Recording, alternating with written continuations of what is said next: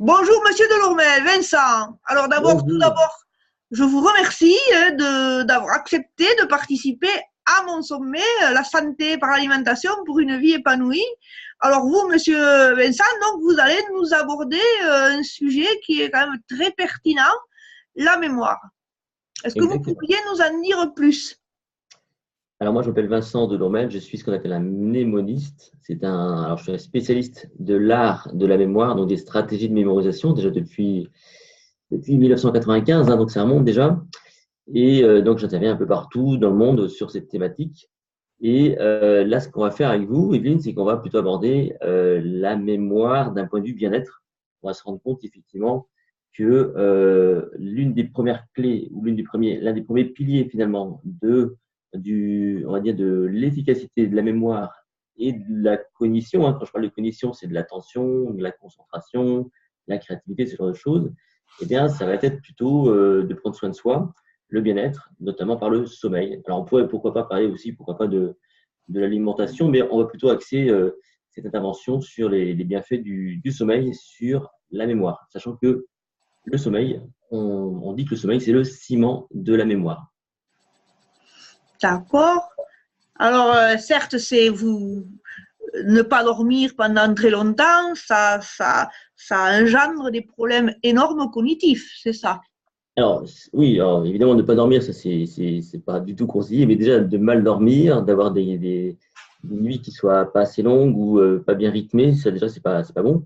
Si vous voulez, ce qui va se passer, c'est que quand on est fatigué, hein, de façon générale, quand on est fatigué, on va grignoter sur cette capacité qu'on appelle la mémoire de travail, qui, si vous voulez, est la base.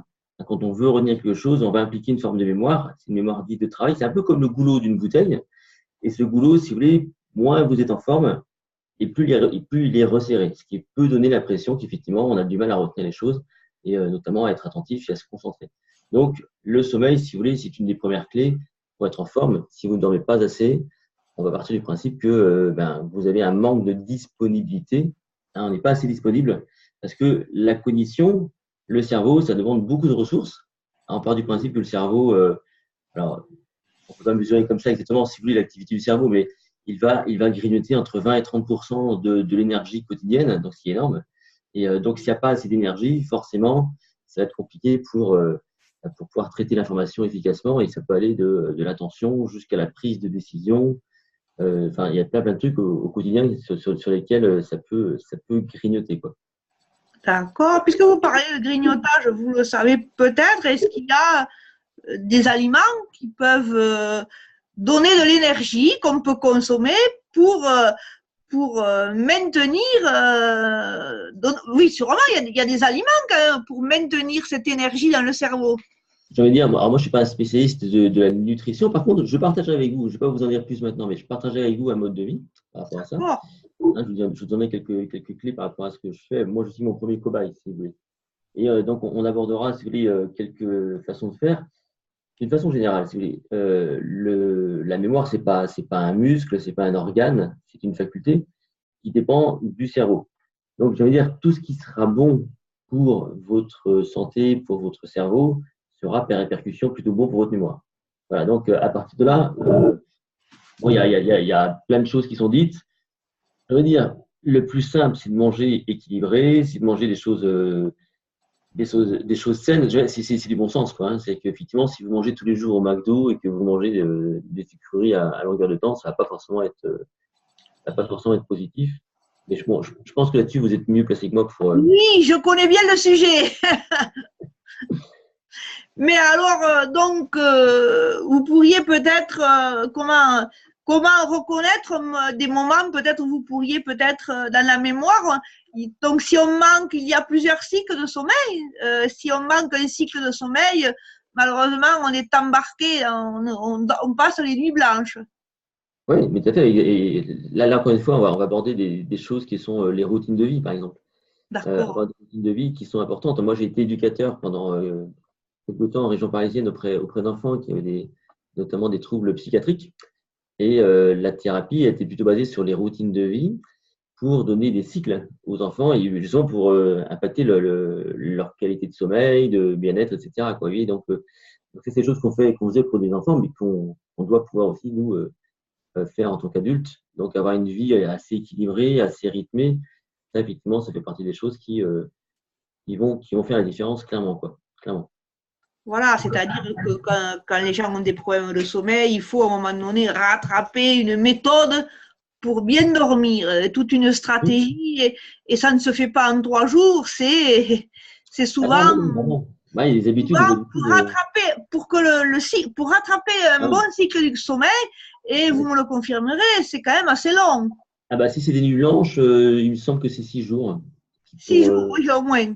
Ouais, c'est moins 6 jours pour une nuit blanche. Après, si c'est un problème de qualité du sommeil, si c'est depuis longtemps, ça peut être long, hein. C'est vrai que ça dépend, hein. Il y a évidemment plein de cas de figure, mais ça va de la nuit blanche à un problème de qualité de sommeil récurrent depuis longtemps.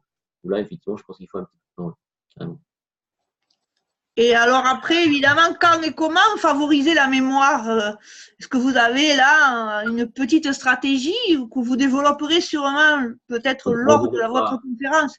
oui, on développera pendant la conférence, effectivement. Donc l'idée, si vous voulez, c'est effectivement de montrer aux gens il y a déjà des stratégies par rapport à ça, que la base, c'est le bien-être, effectivement, que moi je veux bien, hein. De toute façon, moi, tu sais, moi j'ai des gens qui m'appellent, qui me consultent, et moi je pose une première question aux gens. D'abord, est-ce que vous êtes en forme? Et est-ce que vous êtes stressé? Vous êtes en forme? Est-ce que vous êtes quelqu'un qui vous dormez mal ou pas? Enfin oui, c'est des questions toutes bêtes, hein, mais qui sont plutôt au départ basées sur le bien-être. Car moi, de toute façon, je n'aborde pas les stratégies tant que la problématique du bien-être n'est pas résolue. Parce que c'est pas intéressant, ça ne sert pas grand-chose. On ne va pas amener les gens, si vous voulez, à essayer d'en mettre plus, si vous voulez, dans le cerveau, si au départ, il y a cette capacité à traiter l'information à cause du fait qu'on est fatigué ou qu'on est malade ou qu'on n'est pas bien, quoi. Oui. Donc, si je comprends, avant de soigner vos patients, vous essayez évidemment, comme tout praticien, on va dire, de trouver la cause. Alors Pourquoi moi, ils ne vont pas? je suis pas médecin, attention, hein, je suis pas médecin, je ne soigne pas de patients ni rien. Je conseille, je fais des conseils et de la formation sur la mémoire, mais D'accord. j'amène les gens à identifier les vraies causes. Parce qu'on peut très vite avoir le sentiment d'avoir une mauvaise mémoire, alors qu'en fait, la mémoire fonctionne, c'est juste que la ressource n'est pas là. Si la ressource n'est pas là, c'est qu'on est fatigué, c'est que le corps ne suit pas, si vous voulez, hein, donc le cerveau ne suit pas non plus. Et donc, il faut commencer sans doute par se relaxer, par retrouver effectivement un bon cycle de sommeil, ce genre de choses. Et après, effectivement, on peut commencer à travailler sur les stratégies de mémoire. D'accord, mais avant de se relaxer, il faut aussi pouvoir lâcher prise. C'est les clés quand même. Un euh, tout, hein. C'est effectivement un tout. C'est un tout. c'est un tout. Bien sûr. C'est une hygiène de vie au départ qui est là. Et oui, tout à fait, vous avez raison, hein. Il n'y a pas plus tard qu'hier, j'étais encore en train d'intervenir et clairement, j'avais une personne qui était là, qui assistait à la formation. Et son vrai problème, c'était ce fameux lâcher prise dont vous parliez, carrément. C'est ça. Parce que c'est le lâcher prise, je pense, c'est quelque chose. On peut essayer, hein, moi-même, je conseille des méthodes. Alors, moi, avec les huiles essentielles, les fleurs de bac et les tisanes, néanmoins, j'ai également pratiqué la relaxation, vous voyez, les séances de sophrologie, etc.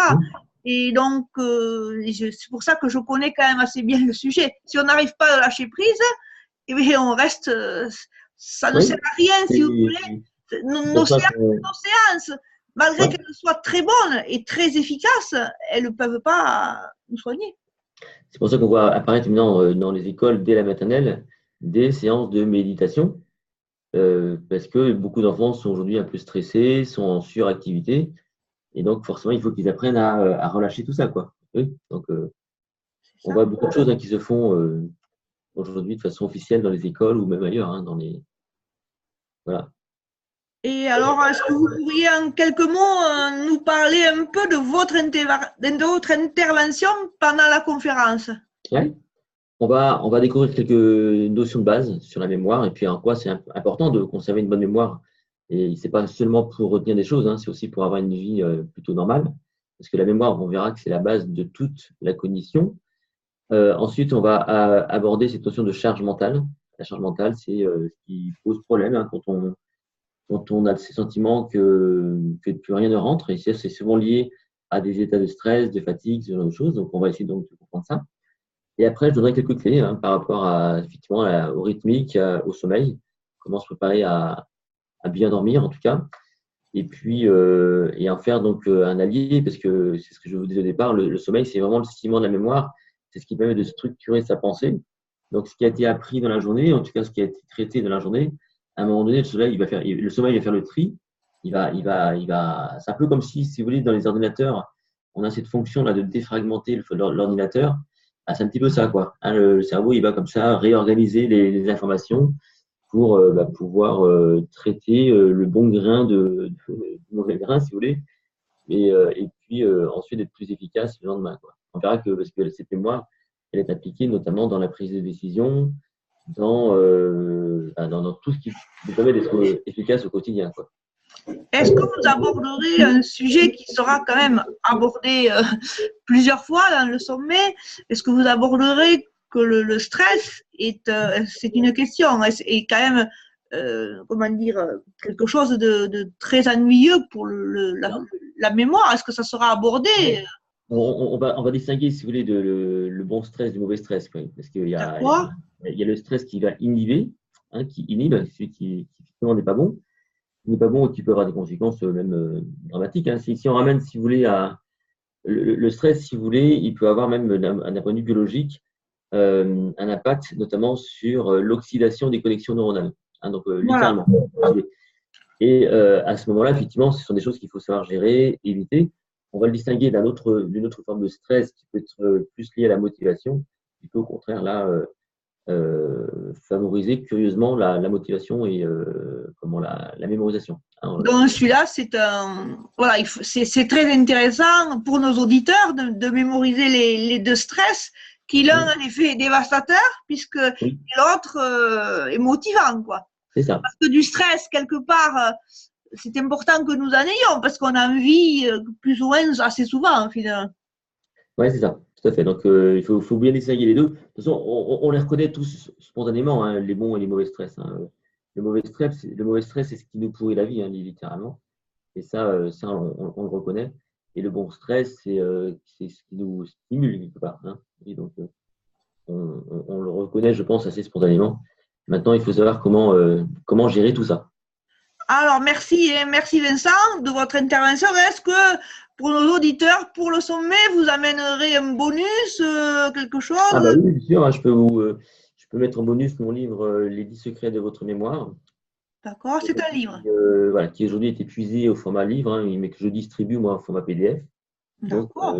je mettrai à disposition des auditeurs. Eh bien, très bien, merci. D'accord? Voilà. Et bien donc, on se tiendra au courant. En tous les cas, je vous remercie de votre intervention et je ne doute pas que ce sera une intervention très riche pour tous nos auditeurs du sommet. Parfait. Eh bien, écoutez, on se retrouve donc très bientôt pour cette conférence. Allez, merci.